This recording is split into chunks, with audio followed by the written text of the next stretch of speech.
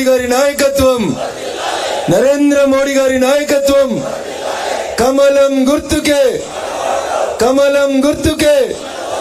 సభాధ్యక్షులు, Medak parliament convener మిత్రుడు సంగమేశ్వర్ గారు, నేటి కార్యక్రమానికి ముఖ్య అతిథిగా విచ్చేసినటువంటి పెద్దలు, మాజీ మంత్రివర్యులు, తెలంగాణ ఉద్యమ నాయకులు, ప్రస్తుతం మల్కాజ్గిరి పార్లమెంట్ నుంచి భారతీయ జనతా పార్టీ అభ్యర్థిగా పోటీ చేస్తున్నటువంటి పెద్దలు గౌరవనీయులు ఈటల రాజేందర్ గారు, పార్లమెంట్ ప్రభారి గౌరవనీయులు బసవ లక్ష్మీ నరసయ్య గారు, మెదక్ జిల్లా భారతీయ జనతా పార్టీ రథసారథి సోదరుడు గడ్డం శ్రీనివాస్ గారు, సిద్దిపేట జిల్లా భారతీయ జనతా పార్టీ రథసారథి సోదరుడు మోహన్ రెడ్డి గారు, సోదరి సంగారెడ్డి జిల్లా భారతీయ జనతా పార్టీ రథసారథి శ్రీమతి గోదావరి గారు, మెదక్ నుంచి పోటీ చేసినటువంటి అభ్యర్థి పంజా విజయ్ కుమార్ ముదిరాజ్ గారు, సంగారెడ్డి నుంచి పోటీ చేసినటువంటి పులిమామిడి రాజు ముదిరాజ్ గారు, నర్సాపూర్ నుంచి పోటీ చేసినటువంటి ఎర్రగొల్ల మురళీ యాదవ్ గారు, సిద్దిపేట నుంచి పోటీ చేసినటువంటి మిత్రుడు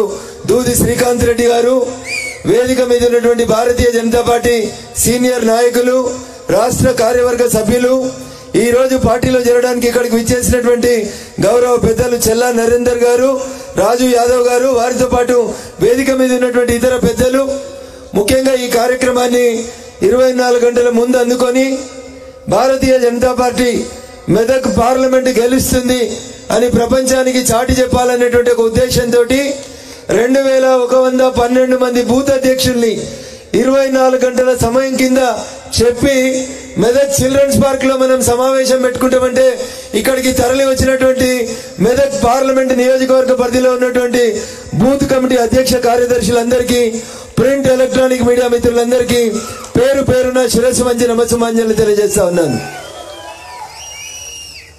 రాజేంద్రని అడిగిండంట, మురళనే చెప్పిండు మెదక్ ఎట్లుందని. మీరు సపోర్ట్ చేయకపోతే మెదక్ సప్పగుందని చెప్తాడు రాజేంద్ర అన్న అందరికి.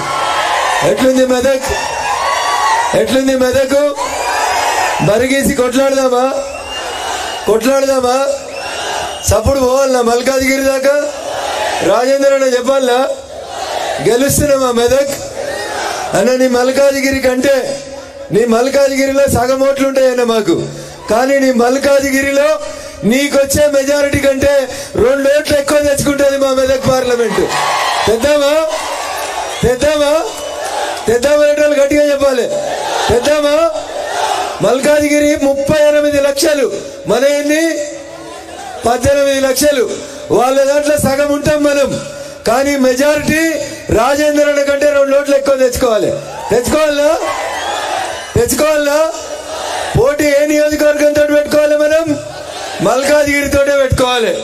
రాష్ట్రంలో అన్నిటికంటే పెద్ద నియోజకవర్గం మల్కాజ్గిరి నియోజకవర్గం. మెదక్ పోటీ దేంతో పడాలి? దేంతో పడాలి? మల్కాజ్గిరితో పడాలి. అంటే ఎదురుగున్న అడ్రస్ మెదక్ లో గల్లంతు కావాలి, డిపాజిట్లు కూడా రావద్దంటే మా బూత్ అధ్యక్షులు 3 పనులు చేయాలి ఎలక్షన్ల వరకు. చేద్దామా? చేద్దామా? ప్రతి బూత్ అధ్యక్షుడు తన పరిధిలో ఉన్న ప్రతి ఇంటిని ఒక 3 సార్లు పోయి దండం పెట్టాలి. పోతానే బూత్ అధ్యక్షులు చేతులెత్తురి. మా పరిధిలో ఉన్న ప్రతి ఇంటిని 3 సార్లు తలుపు తడతా అనేటువంటి బూత్ అధ్యక్షులు చేతులెత్తాలి. రాజేంద్ర అన్న చూడు మా వాళ్ళు ఎంత గట్టిగా ఉన్నారు, చూస్తే చిన్నగా ఉన్నారు కానీ గట్టిగా ఉన్నారు. తడతామా 3 సార్లు? ఒకసారి స్టిక్కర్ తీసుకుపోయి ఇప్పటికే లబ్ధిదారులను కలిసి వాళ్ళందరితో మిస్ కాల్ ఇప్పించినాం రాజేంద్ర అన్న. మెదక్ పార్లమెంటు తెలంగాణలో ఉన్న 17 మంది పార్లమెంటులలో లబ్ధిదారుల సంపర్క సంయోజనలో మెదక్ పార్లమెంటు మొదటి స్థానంలో ఉందని గర్వంగా చెప్తా ఉన్నాం రాజేంద్ర అన్న. మొదటి స్థానంలో ఉన్న గణాంకాలలో మీరు రాష్ట్ర పార్టీలో రిపోర్ట్ అడగండి. ఇప్పటికే ప్రతి లబ్ధిదారుని ఇంటికి పోయి వారి డోర్కి ఒక స్టిక్కర్ అతికించి ఇది నరేంద్ర మోడీ గారి నుంచి మీ ఇంటికి లబ్ధి చేకూరుతుంది అని మీరందరూ కలిసి చెప్పిరా చెప్పలేదా? చెప్పినామా చెప్పలేదా? ప్రతి ఇంటికి స్టిక్కర్ వేసినామా లేదా? ఏమొస్తుంది ప్రజల నుంచి స్పందన? ఏ పార్టీ వాళ్ళైనా ఒకటే మాట చెప్తున్నారు, ఈసారి ఓటు ఎటు పడుతుంది? ఎటు పడుతుంది? నరేంద్ర మోడీ గారికి ఓటేస్తామని చెప్తున్నారు. ఎవరికి ఓటేస్తారు? ఏ పార్టీ వాళ్ళైనా, కాంగ్రెస్ వాళ్ళైనా, కమ్యూనిస్ట్ వాళ్ళైనా, ఆఖరికి బీఆర్ఎస్ వాళ్ళు కూడా ఏమంటారు? అన్న మా బీఆర్ఎస్ పని అయిపోయింది. బీఆర్ఎస్ అనేది ఓ టైటానిక్ పడవ లాంటిది. పడవకు రంధ్రం పడ్డది, సార్కి అర్థం కాలేదు. 3 ఏళ్ల కింద దుబ్బాకలో రంధ్రం కొట్టినాం టైటానిక్ పడవకి. కొట్టినమా? రెండో రంధ్రం హుజురాబాద్ లో కొట్టినమా? కానీ సార్ గట్ల 10వ అంతస్తులో స్టీమర్ మీద ఉన్నాడు, లోపలికి నీళ్ళు వస్తున్నాయనేది కనబడలేదు. కనబడ్డదా? ఎప్పుడు కనబడ్డాయి? మొన్న కనబడ్డాయి చలికాలంలో. సార్ కిందికి వచ్చే వరకు పడవ ఏమైంది? నడి సముద్రంలోకి వచ్చింది. ఎన్ని మోటార్లు పెట్టినా, కాళేశ్వరం బాహుబలి పంపులు పెట్టినా నీళ్లు బయటికి పోలే. ఫలితం ఏమైంది? ఫలితం ఒకటి ఉండే అని చెప్పుకుందాం ఇంగ్లీష్ సినిమాల్లో. 500 ఏళ్ల కింద ఓ పడవ నడి సముద్రంలో మునిగింది. ఏంది దాని పేరు? ఇవాళ తెలంగాణ రాష్ట్ర రాజకీయాల్లో పార్లమెంట్ ఎన్నికల తర్వాత మునిగిపోయే పడవ ఏం పడవ? టిఆర్ఎస్ మునుగుతుందా? టిఆర్ఎస్ బీఆర్ఎస్ అయినప్పుడే దానికి ప్రజలు సిఆర్ఎస్ ఇచ్చిరు, కంపల్సరీ రిటైర్మెంట్ స్కీమ్ ఇచ్చి.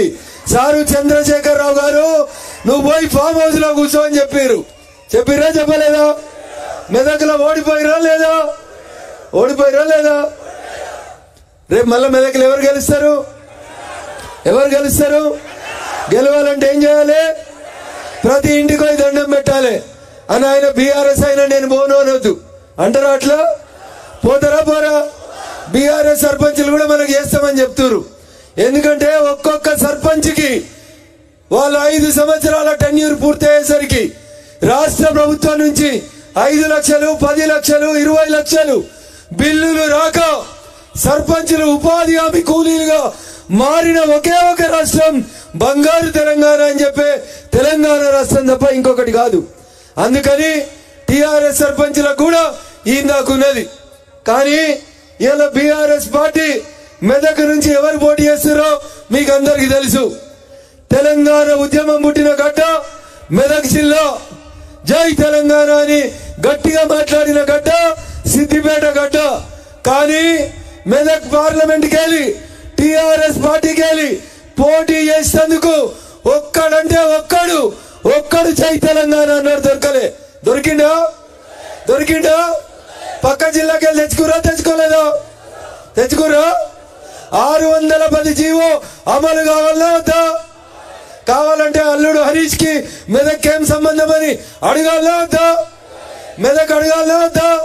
మన మెదక్ అసెంబ్లీ అడిగింది, నేను దత్తత తీసుకుంటా అన్నాడు. నువ్వు దత్తత వద్దు సారు, ఈడిగా సిద్దిపేట నాశనం చేసినావు, నేను మొత్తానికే మెదక్కి వెళ్ళి పంపిస్తాడు మా రఘునందన్ అని చెప్పారు. చెప్పాలా వద్దా? జనముతోటి గెలవలేమని, ధనముతోటి గెలుతామని సూట్ కేసులున్నాయని